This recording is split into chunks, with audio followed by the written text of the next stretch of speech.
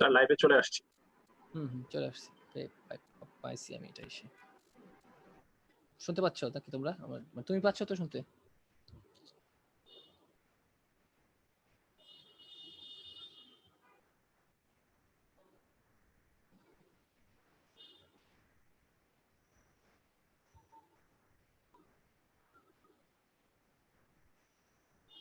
লাইভে চলে আসছি। হ্যাঁ, পাইছি। ঠিক আছে, স্টুডেন্ট যারা আজকে ক্লাসটা করবে সবার জন্য কিছু বক্তব্য দিয়ে আসলে প্রথমে ক্লাসটা শুরু করছি। আমরা কিছুক্ষণ পরে আসলে ক্লাসটা যাব, হোপফুলি আরো 2-3 মিনিট পরেই ক্লাসটাতে শুরু করব। তার আগে একটু সবার সাথে পরিচয় হওয়া বা যে কিছু আলোচনা সেরে নেওয়া যায়। সেটা হচ্ছে যে আজকে আমি ক্লাসটা নেব হচ্ছে pre operative preparation of diabetic patient, এইটার উপরে। অর্থাৎ ডায়াবেটিক যে সমস্ত রোগীরা আমাদের বিভিন্ন সার্জারির জন্য প্রিপারেশন নিতে হয়, তাদের কিভাবে আমরা সার্জারির জন্য প্রস্তুত করব। এটা কিন্তু খুবই গুরুত্বপূর্ণ একটা বিষয়। এটা প্র্যাকটিক্যালি তোমাদের যখন তোমরা ডাক্তার হয়ে যাবে সবাই যখন বিভিন্ন জায়গায় হাসপাতালে জুনিয়র ডক্টর হিসেবে কাজ করবে, কনসালটেন্টরা তো আসবে, রাউন্ড দিবে বা ফোনে যখন কনসাল্ট করবে তোমাদের সাথে, তোমাদের এই জিনিসটা জানা না থাকলে তোমরা কিন্তু প্রত্যেকটা পেশেন্ট ডিল করতে ভুল হবে। আর দ্বিতীয় বিষয় হচ্ছে এটা পোস্ট গ্রাজুয়েট জন্য খুবই একটা গুরুত্বপূর্ণ চ্যাপ্টার। পোস্ট গ্রাজুয়েশন এটা থেকে সবসময় সার্জারি পোস্ট গ্রাজুয়েশন কোশ্চেন আসে। ইভেন এমবিবিএস এও এটা খুব গুরুত্বপূর্ণ কোশ্চেন। ভাইভাতে এখান থেকে 1 থেকে 2টা কোশ্চেন সবসময় করা হয়। আমি পুরো লেকচারগুলোর ফাঁকে ফাঁকে তোমাদেরকে বলে দেবো যে কোন কোন বিষয়টা তোমাদের 2-3টা লাইন, আমার অনেক বড় লেকচার তো তোমাদের মনে থাকবে না হয়তো, সেখান থেকে কতটুকু তোমাদেরকে মনে রাখতে হবে সেটা লেকচারের শেষে বলবো। আমি ডাক্তার মীর আশিক আলম অভি। আমি ঢাকা মেডিকেল থেকে এমবিবিএস পাশ করি। আমি 2009 সালে এমবিবিএস পাশ করেছি। তারপর আমি 2016 সালে সার্জারিতে এফসিএস পাশ করি। এখন আমি বর্তমানে সার্জারি কনসালটেন্ট হিসেবে নারায়ণগঞ্জ ভিক্টোরিয়া হাসপাতালে আছি, সরকারি হাসপাতালে কনসালটেন্ট হিসেবে আছি। তো আমার স্পেশালিটি তো জেনারেল সার্জারি, সব ধরনের সার্জারি করি। তারপর আমার একটু কোলোরেক্টাল সার্জারি, অর্থাৎ যেগুলো আছে colon malignancy, rectal malignancy, haemorrhoid, fistula, এই ধরনের কাজগুলোর উপর একটু ইন্টারেস্ট বেশি, যেহেতু আমি এই কাজগুলো বেশি করেছি আমার ট্রেনিং লাইফে, তারপর চাকরি জীবনে এই কাজগুলো বেশি করাতে সেইটার দিকে আমার একটু ইন্টারেস্ট বেশি আছে এবং ওটার এক্সপার্টিসটাই বেশি। আর তোমাদের জন্য একটা জিনিস বলো যে এক্সিস মেডিকেল স্কুলের সাথে আমি কিভাবে পরিচয় হলাম। আসলে এক্সিস মেডিকেল স্কুলের সাথে আমি আসলে দৈবক্রমে পরিচয় হয়েছি। তো আমার 2জন বড় ভাই এবং ক্লাসমেট ক্লাস নিত, সেখান থেকে আমি তারপর দেখে, যেহেতু আমি এটা নন টিচিং ইনস্টিটিউটে আছি, সেহেতু টিচিং এর আমার জায়গাটা খুব কম, যে টিচিং সুযোগটা খুব কম। আমরা হয়তো ক্লাস নিতে হয়, মানে মেডিকেল স্টুডেন্টদের ক্লাস নেওয়ার সুযোগ খুবই কম। তো কিন্তু আমার যেহেতু আমি ছোটকাল থেকে বিভিন্ন সংগঠনের সাথে জড়িত ছিলাম এবং স্টুডেন্ট লাইফে অনেক কোচিং করেছি বা পড়িয়েছি, সেজন্য পড়ানোর প্রতি একটা আগ্রহ ছিল। সেটা দেখে আমি অ্যাক্সিস মেডিকেল স্কুলের সাথে যোগাযোগ করি। তো সেখানে আমার যে রিয়াদের সাথে পরিচয় হয়, তারেক রিয়াদ। ওর আবার লাকিলি দেখা গেল ও আমার বিশেষভাবে পরিচিত, ও একটা ফ্যামিলিটিক ভাবে আমার পরে পরিচিত বের হয় এবং ওর বাসাও আমার হাসপাতালের কাছে।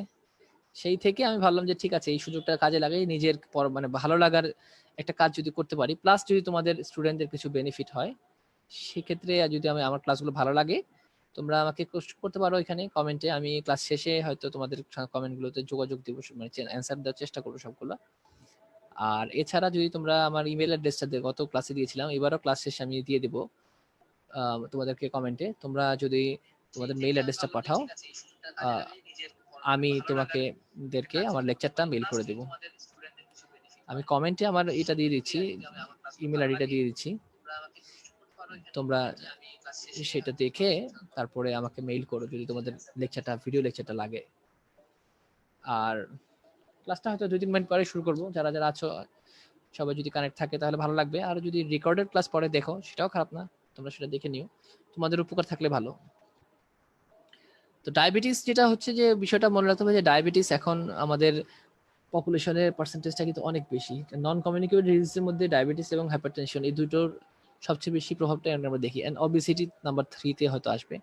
আবার এই প্রত্যেকটা জিনিস প্রত্যেকের সাথে জড়িত, ডায়াবেটিস, হাইপারটেনশন এবং অবেসিটি। দেখা যায় যে একটা পেশেন্টের 3টার কমোরবিড ডিজিজ আছে, ডায়াবেটিক, হাইপারটেনশন, কমোরবিড ডিজিজ। এবং একটা কমোরবিড ডিজিজ থাকলে সেই কমোরবিড ডিজিজটা আরো 2-3টা কমোরবিড ডিজিজকে টেনে নিয়ে আসে। ওরা বলা যায় বন্ধু, একসাথে ছাড়া চলতে পারে না। এই জন্য একটা কমোরবিড ডিজিজ যেমন ডায়াবেটিস, যদি ফুল কন্ট্রোল থাকে, দেখা যাবে যে তুমি 2 থেকে 3টা সিস্টেমকে ভালো রাখতে পারবা। তোমার চোখ, তোমার কিডনি, তোমার নার্ভাস সিস্টেম, এগুলো ডায়াবেটিস কন্ট্রোল থাকলে দেখবা যে এগুলো ভালো লাগবে তখন। আদারওয়াইজ তুমি দেখবা যে এটা কিন্তু তোমার জন্য মানে কষ্ট হয়ে যাবে যদি ডায়াবেটিস কন্ট্রোল না থাকে। বাকি জিনিসগুলোতেও তোমার দেখা যাবে যে কন্ট্রোলে নাই। আমি তাহলে তোমরা আস্তে আস্তে আরো 2-1 মিনিটের মধ্যে ডায়াবেটিস সম্বন্ধে একটু জেনারেল কিছু আলোচনা করে ফেলি। সেটা হচ্ছে আমাদের আগে জানতে হবে যে ডায়াবেটিসটা কি, মানে ডায়াবেটিস কাকে বলে। ডায়াবেটিসের কিছু বেসিক ডেফিনেশন তো অবশ্যই আছে। তো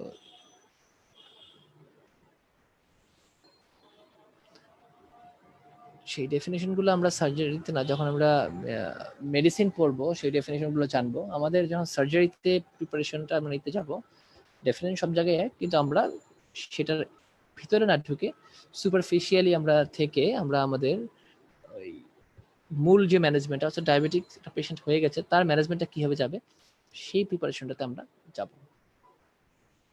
দেখি একটু টেকনিক্যাল প্রবলেম হচ্ছে মনে হয়। ঠিক আছে, চলে আসছে।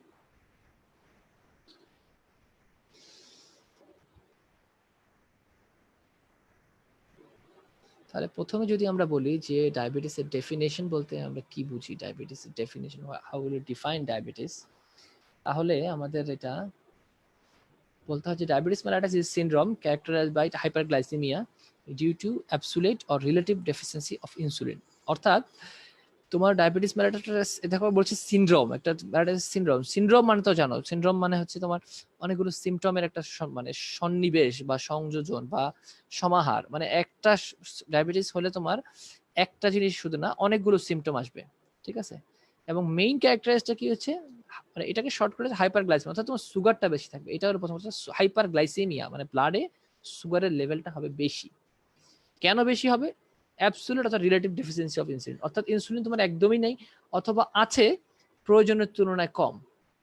সেই দুটো কারণে তোমার ডায়াবেটিসটা দেখা দেবে। যেমন আমরা সিমটমস গুলো ডায়াবেটিসে কি বলে থাকি, যে বলা যায় যে ডায়াবেটিসে যে বলি যে পলিইউরিয়া, পলিডিশিয়া, পলিফেজিয়া, এই কয়টা জিনিস সবসময় থাকে। অর্থাৎ ডায়াবেটিসের বহুমূত্র রোগ, বাংলায় বলা হয় বহুমূত্র, মানে বারবার বাথরুমে যেতে হয়। পলিইউরিয়া, পলিডিপসিয়া মানে বারে বারে তার পিপাসা পায়, অনেক বেশি পিপাসা পায়। পলিফেজিয়া বারে বারে ক্ষুধা লাগে। এটা ছিল অনেক আগের একটা পুরোনো টার্ম, কিন্তু এখন শর্ট ডেফিনিশনে যে ডেফিনিশনটা আমি দিচ্ছি, এটা শর্ট ডেফিনিশনকে পুরো ডায়াবেটিসকে ক্যারেক্টারাইজ করতে পারছে যে হাইপারগ্লাইসেমিয়া হবে due to absolute or relative deficiency of insulin. এবং আমার মনে হয় যে এই ডেফিনিশনটা সবচেয়ে সোজা তোমাদের মুখস্থ রাখার জন্য বা পরীক্ষা লেখার জন্য। This is the easiest definition to remember and to write in the examination and for the answer in the any viva examination. So এইটা আমরা মনে রাখবো যে সব জায়গায় ডায়াবেটিস, মানে diabetes, what is diabetes.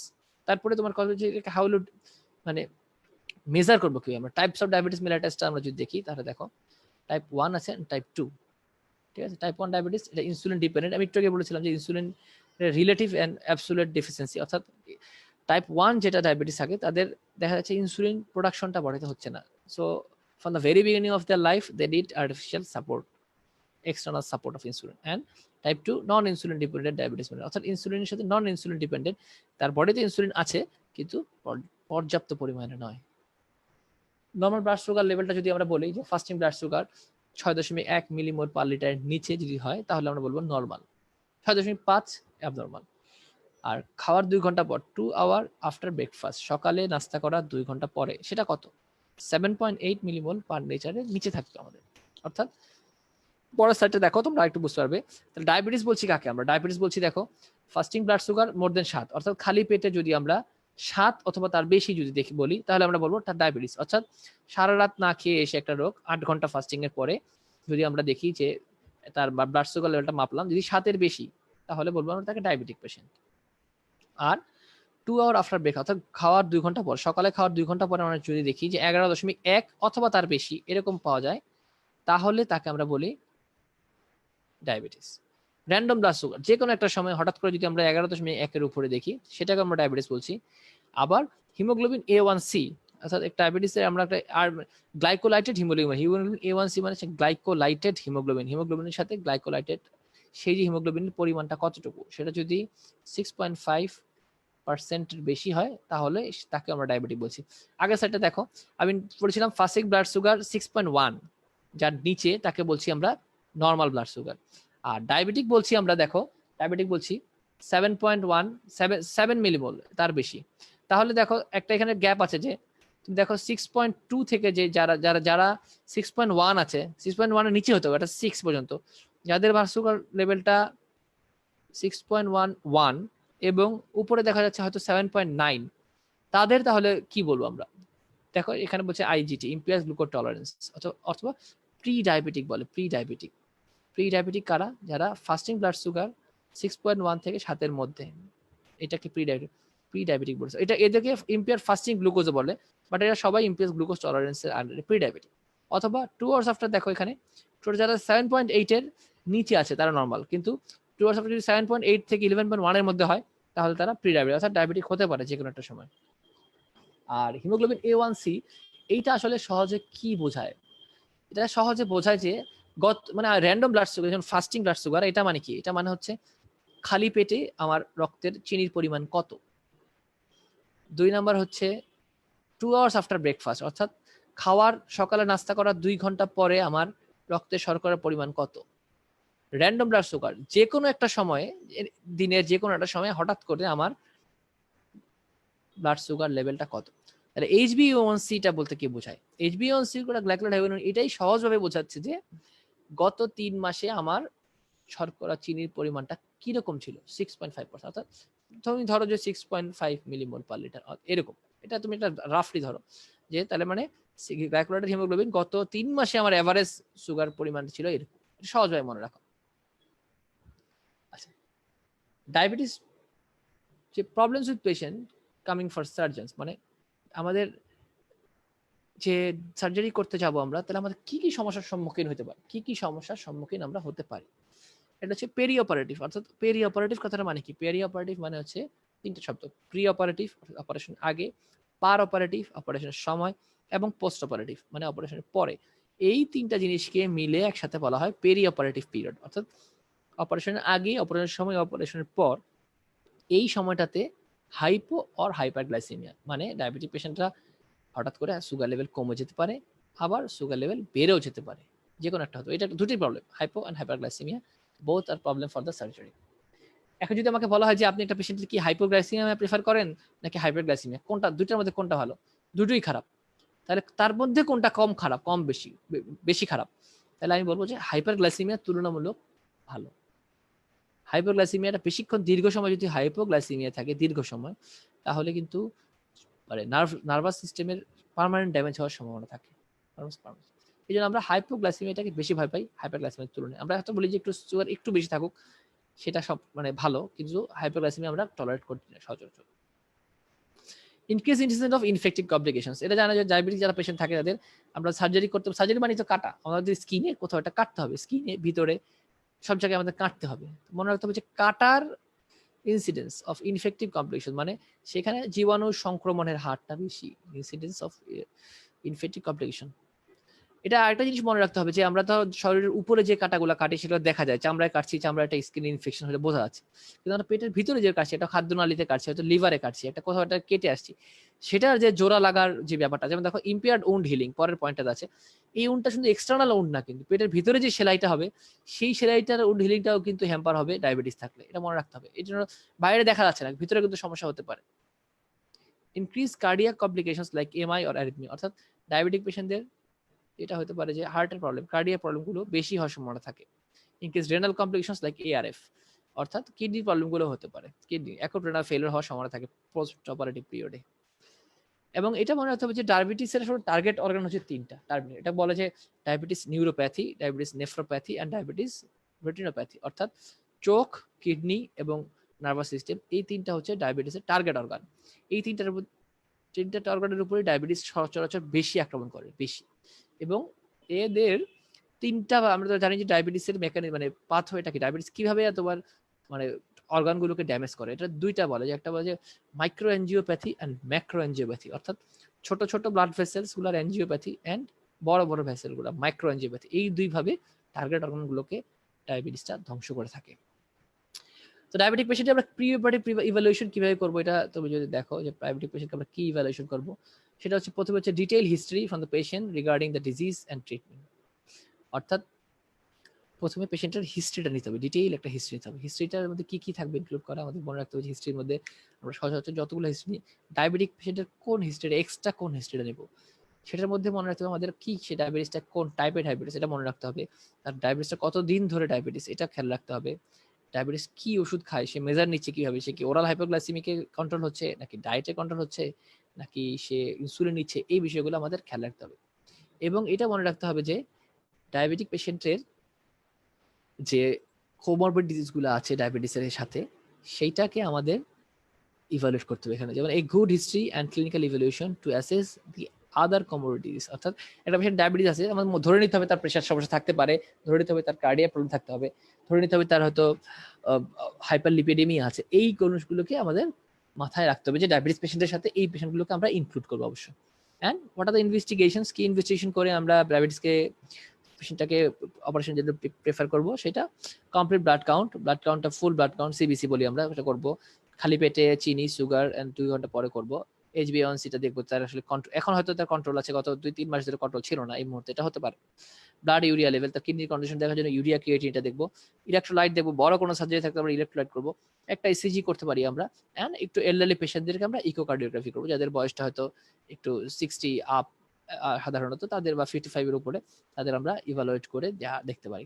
Diabetic normally আমরা যে কোনো পেশেন্টের ক্ষেত্রে 55-60 পেশেন্টের ক্ষেত্রে ইকোকার্ডিওগ্রাফি গুলো করি। হয়তো ডায়াবেটিক পেশেন্টের ক্ষেত্রে আমরা একটু যদি চিন্তা করি যে না, সে হয়তো তার বয়স 40 কিন্তু সে 20 বছর ধরে ডায়াবেটিস আক্রান্ত, আমরা সেক্ষেত্রে 40 ইয়ার্সের একটা ইকোকার্ডিওগ্রাফি করে দেখতে পারি। কারণ ডায়াবেটিক সবগুলো অর্গানকেই আমাদের কিছু না কিছু ঝুঁকির মধ্যে ফেলে থাকে। এগুলো আমরা বেসলাইন করে ডায়াবেটিসের সাথে তার জেনারেল ফিটনেসটা কিরকম আছে সেটা দেখার চেষ্টা করব।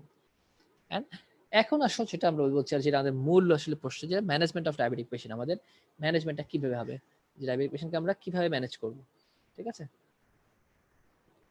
তো ম্যানেজমেন্টের মধ্যে প্রথম কথা হচ্ছে যে নেচার অফ সার্জারি, আমরা কোন ধরনের সার্জারি করবো। জানি সার্জারি তো বিভিন্ন ধরনের সার্জারি আছে, যে হয়তো সার্জারিটা মাইনর প্রসিডিউর হতে পারে, একটা মেজর প্রসিডিউর হতে পারে, সার্জারিটা হয়তো শুধু সারফেস সার্জারি হতে পারে, সার্জারিটা একটা ইমপ্লান্ট সার্জারি হতে পারে, বিভিন্ন ধরনের সার্জারি আছে।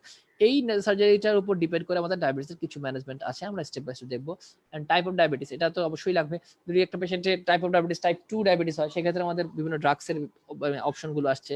But it is a type 1 diabetes হয়, তাহলে তো ইনসুলিন ছাড়া আমাদের হাতে কিছু নেই, সে সবসময় ইনসুলিন ব্যবহার করছে, তাকে আমরা ইনসুলিন ম্যানেজমেন্টে যাবো। এন্ড মনে রাখতে হবে যে duration of perioperative fasting, অর্থাৎ আমরা অনেক সময় দেখা যায় যে বড় অপারেশনগুলোর ক্ষেত্রে পেশেন্টদেরকে খাওয়ার আগে না খাইয়ে রাখি, না খাইয়ে ফাস্টিং করে রাখতে হয় আমাদের, নাথিং পার ওরাল, এনপিও বলে, নাথিং পার ওরাল করে রাখতে হয়। সেটা আমাদেরকে কতক্ষণ না খেয়ে রাখবে, পেশেন্ট ডায়াবেটিক পেশেন্ট, সে তো অনেকক্ষণ ধরে না খেয়ে থাকলে তার সুগার লেভেলটা কমে যেতে পারে। আবার আমি যদি তাকে না খাইয়ে রেখে একটা চিনি মানে স্যালাইন দিয়ে রাখি, তাহলে তার সুগারটা বেড়ে যেতে পারে। বা সে একটা ডায়াবেটিস ওষুধ খায়, সে কি ওষুধটা নিয়ে না খেয়ে থাকবে নাকি খেয়ে ওষুধটা নেবে, এই বিষয়টা আমরা দেখবো এখন আসলে কিভাবে। And blood sugar control by what measures, এটা বলেছি আমি একটু আগে, যেটা যে ডায়াবেটিসটা কন্ট্রোল করার জন্য আমরা 3টা ডি বলি সবসময়, 3টা ডি মনে রাখতে হবে, যে 3টা ডি দিয়ে আমাদের সবসময় ব্লাড সুগার মানে লেভেলটা মেনটেনের ক্ষেত্রে প্রথম বলা হয়। অর্থাৎ ডায়েটারি অ্যাডভাইস একটা আছে, ডায়েট, ড্রাগস অ্যান্ড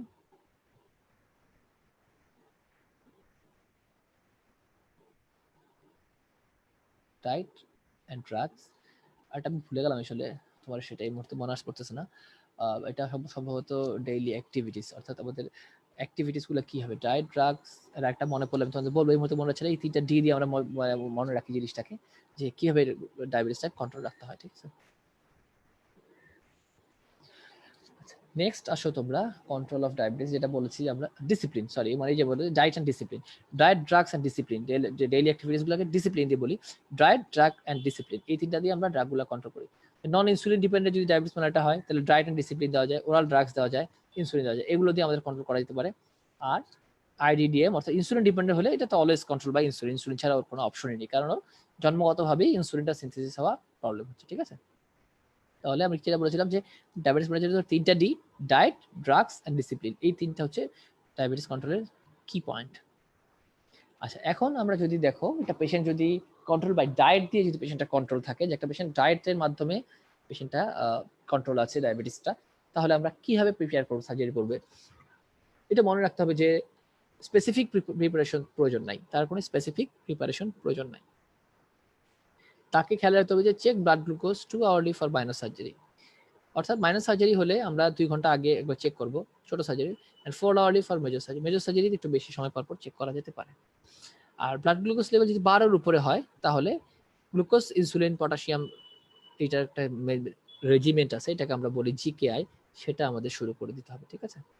তো এইটার বিষয়টা আসলে এরকম যে যেহেতু সে ডায়েট দিয়ে কন্ট্রোলে আছে, তার তো নর্মালি ডায়েট দিয়ে কন্ট্রোলই থাকে অত সার্জারিতে, কিন্তু সার্জারিটা স্ট্রেসফুল কন্ডিশন, মনে রাখবো যে সার্জারি স্ট্রেসফুল কন্ডিশন। একটা স্ট্রেস হলে তো বডি থেকে অনেকগুলো হরমোন রিলিজ হয়, এবং এই হরমোনগুলো সবগুলোই মানে একটা বডিতে একটা জিনিস মনে রাখবে, বডিতে যত হরমোন আছে এরা সবাই কিন্তু ব্লাড গ্লুকোজ লেভেলটা বাড়ায়, এক্সেপ্ট ইনসুলিন। ইনসুলিন হচ্ছে ব্লাড গ্লুকোজ লেভেলটাকে কমায় নিয়ে আসে। তাহলে যখন তুমি একটা স্ট্রেস কন্ডিশনে যাবে, তখন বডি থেকে যে হরমোনগুলো রিলিজ হবে এরা হচ্ছে গ্লুকোনেলজেনিক, সবগুলো গ্লুকোজ বাড়াবে, সিনথেসিস গ্লুকোজ বাড়ালে তোমার গ্লুকোজ লেভেলটা বেড়ে যাবে। অর্থাৎ সে নর্মালি ডায়েটে কন্ট্রোলে আছে, কিন্তু যেহেতু সার্জারি হবে সেটা মনে ভয় থাকতে পারে, স্ট্রেস হতে পারে, surgery stress itself is a stress, তারপর সে ভয় পেতে পারে, সেই ভয় পেলে বা সার্জারি স্ট্রেসের কারণে তার সুগার লেভেলটা বেড়ে যাবে। এই বেড়ে গেলে এখন সে তো ডায়েট কন্ট্রোলে আছে, তাহলে সে কিভাবে কন্ট্রোল মানে এটাকে কন্ট্রোল করবো? তখন আমাদের জাস্ট শুধুমাত্র মনিটর করতে হবে, যে মনিটর করে যে এটাকে কন্ট্রোল করা যাচ্ছে কিনা। যদি বেশি বেড়ে যায় সেক্ষেত্রে আমরা ইনসুলিন সলিউশনের মধ্যে চলে যাব। অর্থাৎ গ্লুকোজ, পটাশিয়াম, ইনসুলিন একটা আমাদের মিক্সচার পাওয়া যায়, পরে আলোচনা করবো, সেটা দিয়ে ইনসুলিন কন্ট্রোলে চলে যাব। আচ্ছা, যদি পেশেন্টটা ওরাল হাইপারগ্লাইসেমিক অ্যাসিড থাকে, যে ওরাল হাইপারগ্লাইসেমিক পেশেন্টটা খাচ্ছে, তাহলে আমরা কিভাবে করবো? সেক্ষেত্রে মনে রাখতে হবে যে অমিট মর্নিং ডোজ, আমরা সাধারণত যদি সকালে যেন ওটিটা শিডিউল করি, মর্নিং ডোজটা আমরা বন্ধ করবো, সকালে মর্নিং ডোজটা আমরা অমিট করবো। সকালে আমরা তাকে বলবো যে আপনি না খেয়ে আছেন, আপনি সকালবেলা ডায়াবেটিসের ওষুধটা খাবেন না। Operation should be schedule for the morning hour, অর্থাৎ মনে রাখতে হবে যে চেষ্টা করতে হবে যে আমাদের এই শিডিউলটাকে সকালের সকালবেলা অপারেশন, দুপুরের পরে না, সকালবেলা মানে শিডিউল করার জন্য। এবং সকালে টপ অফ দ্য লিস্ট, অর্থাৎ যদি 8টা অপারেশন করে থাকি, তাহলে প্রথম অপারেশনের দিকেই ডায়াবেটিস পেশেন্ট আমাদের যাবে। Patient should not fast for prolong period, অর্থাৎ বেশিক্ষণ না খেয়ে রাখার প্রয়োজন, মানে হয়তো সকাল অপারেশন করবো দুপুর 2টায়, তাহলে আগের দিন রাতবেলা রাত থেকে না খেয়ে রাখার দরকার নেই, তাকে প্রতিদিন সকাল থেকে না খেয়ে রাখলেই হবে। এটা মনে রাখতে হবে, ঠিক আছে? যে আমরা অনেক সময় দেখা যায় যে রুটিন প্রসিডিউরের জন্য আমরা যখন পেশেন্টগুলো ভর্তি হয়, বলা ঠিক আছে কালকে 4টার সময় টাইম দাও, আজকে রাতে 12টা থেকে না খাবে। ব্যাপারটা আসলে এরকম হবে না, যেটা হবে যে টাইমিংটা দেখতে হবে যে সার্জারির জন্য কতটুকু পরিমাণ প্রয়োজন এনপিও করে রাখার। অনেক সময় আমাদেরকে একটা জিআই প্রিপারেশন যাদেরকে দিতে হয়, তাদেরকে হয়তো 1 থেকে 2 দিন আমাদের না খেয়ে রাখতে হতে পারে, সেটা ভিন্ন কথা। আদারওয়াইজ এটা ছাড়া যদি জিআই প্রিপারেশনের কোনো প্রয়োজন না থাকে, তাহলে শর্ট টাইম ফাস্টিং হচ্ছে এদের জন্য better. Oral drug should be resumed when eating postbiotic, অর্থাৎ আমরা যখন পোস্টোবায়োটিক পিরিয়ডে খাওয়া দাওয়া শুরু করবে, তখন থেকে ওরাল ড্রাগে সুইচ করে দেওয়াটা হবে তার জন্য বেটার। আর metformin could be stopped at least 24 hours before operation, there is a chance. এটা এখনো পর্যন্ত প্রুভড কোনো কিছু না, কিন্তু অনেকেই বলে থাকে যে মেটফরমিনটা 24 ঘন্টা আগে থেকে বন্ধ করে দেওয়ার জন্য। এটা কিছু সাইন্টিফিক ডাটা আছে, বাট এখনো পর্যন্ত 100% প্রুফ না। এটা মনে রাখো তোমরা, metformin should be stop. And oral hypoglycemic যারা খাচ্ছেন তাদেরকে আমরা যখন অপারেশনটা পরে সুগারটা মাপবো, সুগার দেখবো, দেখে যদি দেখি যে আমরা হ্যাঁ সুগার বেড়ে যাচ্ছে, সে ঠিক মতো খাওয়া দাওয়া করছে, খাওয়া দাওয়া শুরু করেছে, আমরা আমাদের আগের ওষুধটা শুরু করে দেবো। মনে রাখতে হবে যদি ব্লাড গ্লুকোজ লেভেলটা একটু বেশি থাকে, 6 থেকে 12 ঘন্টা পর আমরা হয়তো এনপিও করে রেখেছি, খাওয়ার পরে যে হ্যাঁ 24 ঘন্টা এনপিও থাকবে সেটা, বা 2 দিন এনপিও থাকবে, তখন আমরা কিভাবে দেখবো? তখন আমরা সুগার লেভেলটা দেখবো, ওই যে বললাম 4 আওয়ারলি দেখবো, দেখে আমাদের যদি ইনসুলিন গ্লুকোজ লেভেলটা বেশি থাকে 6 থেকে 12, সেক্ষেত্রে আমরা আইভি ইনসুলিন অথবা ইনফিউশনের মাধ্যমে চলে যাবো, ইনসুলিন ইনফিউশন। আর যদি 12 বেশি থাকে, 12 মিলিমোল, আগেই তো বলা আছে 12 মিলিমোল, সেক্ষেত্রে আমরা জিকেআই চলে যেতে পারি, গ্লুকোজ পটাশিয়াম ইনসুলিন সলিউশনে চলে যেতে পারি। আচ্ছা, আপনার যদি কন্ট্রোল বা ইনসুলিন হয়, ইনসুলিন দিয়ে কন্ট্রোল থাকে, তাহলে কি হবে? তাহলে যেটা মনে রাখতে হবে যে omit insulin when nil bulb, মনে রাখতে হবে যখন থেকে আমরা এনপিএ করবো পেশেন্টটাকে, তখন থেকেই আমাদের পেশেন্টটাকে ইনসুলিনটা বন্ধ করে দিতে হবে। আচ্ছা, তাহলে short acting insulin. Short acting insulin বলতে কি বোঝাচ্ছে? যে আমাদের বাজারে যে ইনসুলিনগুলো এখন আমাদের পাওয়া যাচ্ছে ইনভেন্টেড, সেটা আসলে 3টা ভাবে ভাগ করি আমরা, যে short acting insulin, moderate acting insulin, intermediate acting and long acting insulin. অর্থাৎ সহজ হয় যদি তোমাদের 3rd ইয়ার 4th ইয়ারদের যদি বলে থাকি, একটা ইনসুলিন যেটা 3 বার নেওয়া লাগে, 3 বার নেওয়া লাগবে, সেরকম একটা ইনসুলিন আছে, সেগুলোকে শর্ট অ্যাক্টিং বলে। ইন্টারমিডিয়েট অ্যাক্টিং যেগুলো, সেগুলো দিনে 2 বার নেওয়া লাগে। আর লং অ্যাক্টিং ইনসুলিনগুলো দিনে 1 বার নিলেই হয়, ঠিক আছে? এইটা মনে রাখতে হবে সেক্ষেত্রে, যে আমরা যদি একটা পেশেন্ট হয়তো একটা ইনসুলিন নিচ্ছিল, যে পেশেন্ট দিনে 2 বার করে ইনসুলিন নেয় বা দিনে রাতে 1 বার ইনসুলিন নেয়, এই পেশেন্টগুলোকে আমরা অপারেশন আগে থেকে শর্ট অ্যাক্টিং ইনসুলিন, অর্থাৎ 3 বারের ইনসুলিন শিফট করে নিয়ে যাব। 3 বার ইনসুলিন শিফট করে নেওয়ার পর, তারপর আমাদের নেক্সট হচ্ছে অপারেশনের জন্য অপটিমাইজেশন করে শুরু হবে।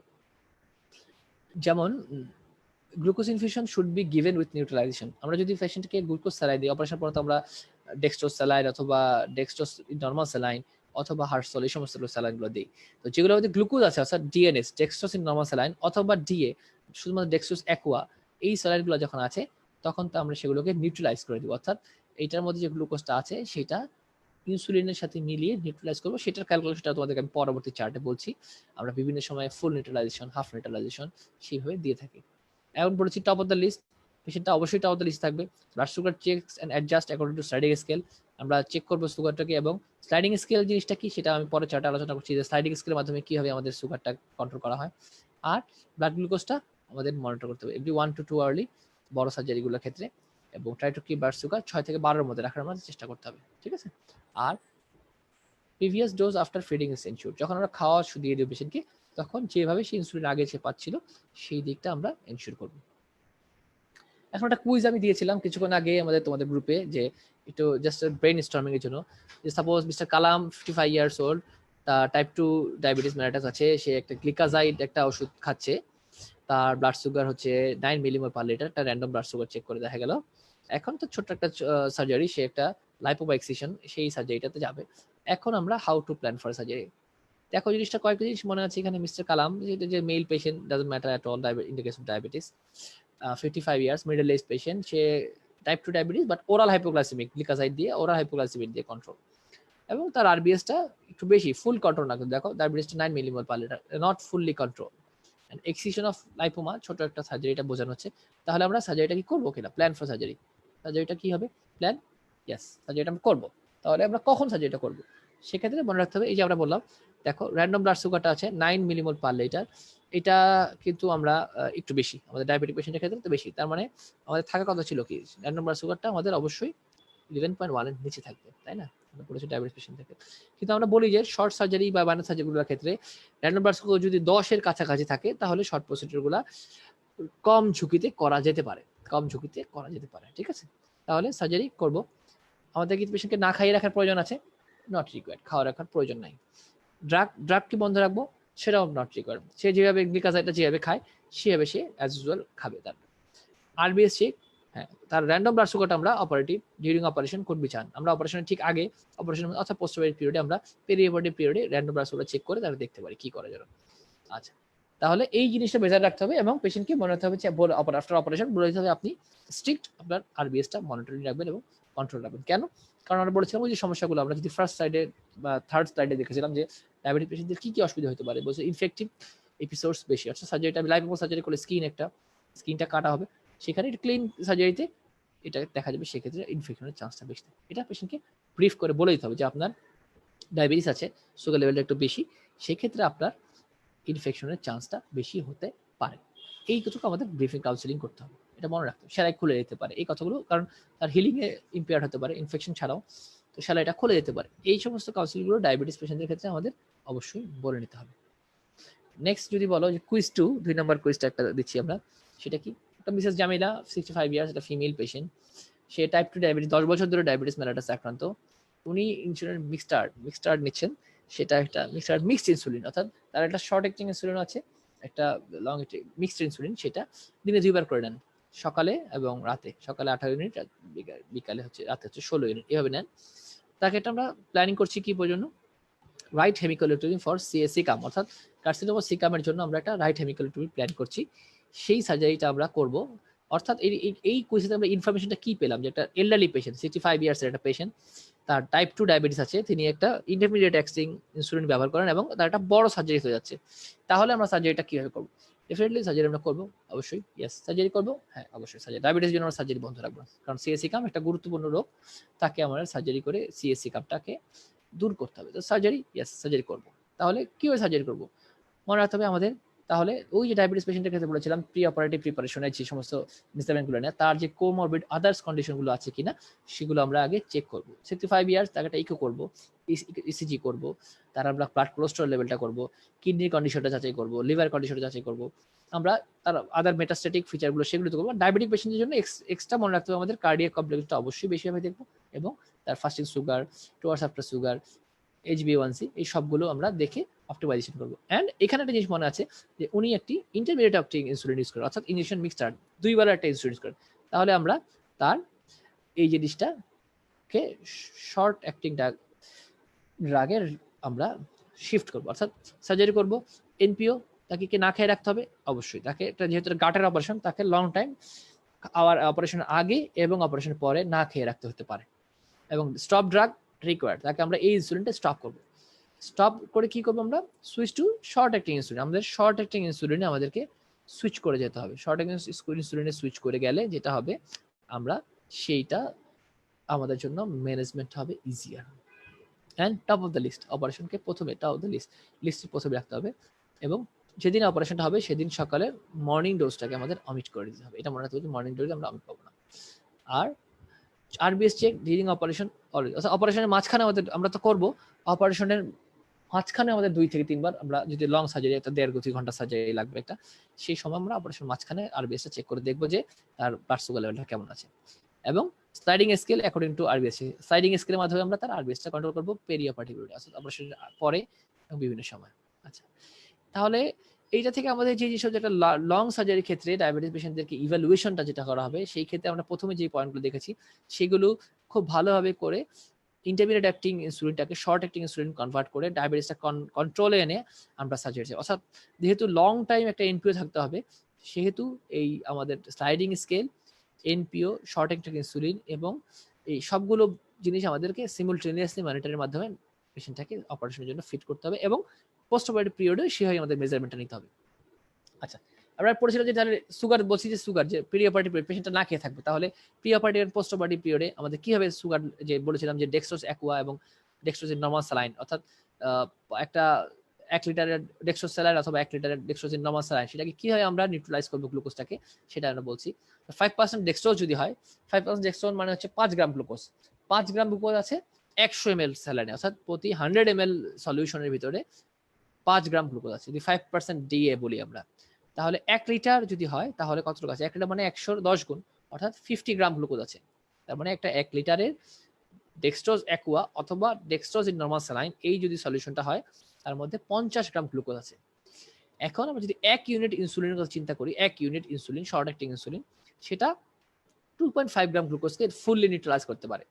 তাহলে 50 গ্রাম গ্লুকোজকে নিউট্রালাইজ করতে আমাদের 20 ইউনিট ইনসুলিন লাগবে। অর্থাৎ 1 লিটার সলিউশনে যদি আমরা একটা ডেক্সট্রোজ অ্যাকুয়া অথবা sorry dextrose in normal saline যদি ফ্লুইড থাকে, সেটাকে আমরা নিউট্রালাইজ করতে হলে